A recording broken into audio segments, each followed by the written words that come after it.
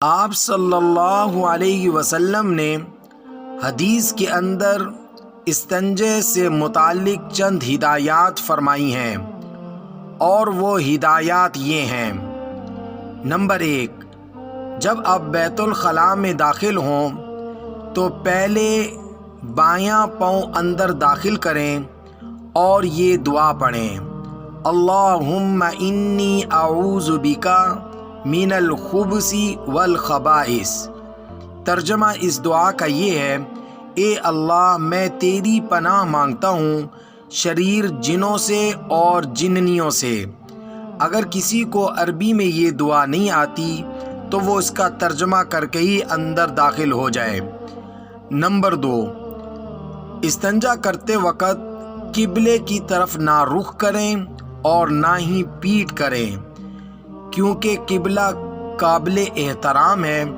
اس کی طرف رخ کر کے استنجا کرنا یا پیٹھ کر کے استنجا کرنا یہ جائز نہیں۔ نمبر 3، دائیں ہاتھ سے استنجا نہ کریں، بائیں ہاتھ کا استعمال کریں استنجے میں، کیونکہ دائیں ہاتھ کو اللہ تعالیٰ نے بائیں ہاتھ پر فوقیت دی ہے۔ نمبر 4، 3 ڈھیلوں کا استعمال کرنا استنجے میں۔ 3 ڈھیلوں کا اس لیے کہا گیا ہے کہ 3 ڈھیلوں سے کم میں صفائی حاصل نہیں ہوتی، اس لیے 3 ڈھیلوں کا استعمال کرنا استنجے میں یہی بہتر ہے۔ اس سے کم میں صفائی نہیں ہوتی، اس لیے 3 ڈھیلوں کا استعمال ضرور کریں۔ نمبر 5، کسی جانور کی ہڈی، گوبر وغیرہ سے استنجا نہ کریں، اس وجہ سے کہ ہڈی یہ جنوں کی غذا ہے، اس سے استنجا کرنے سے منع کیا گیا ہے، اور گوبر سے بھی منع کیا گیا ہے کیونکہ وہ خود غلاظت ہے۔ نمبر 6، استنجا کرتے وقت گفتگو نہ کریں۔ بہت سارے لوگ استنجا کرتے وقت گفتگو کرتے رہتے ہیں، لہٰذا اس سے گریز کریں۔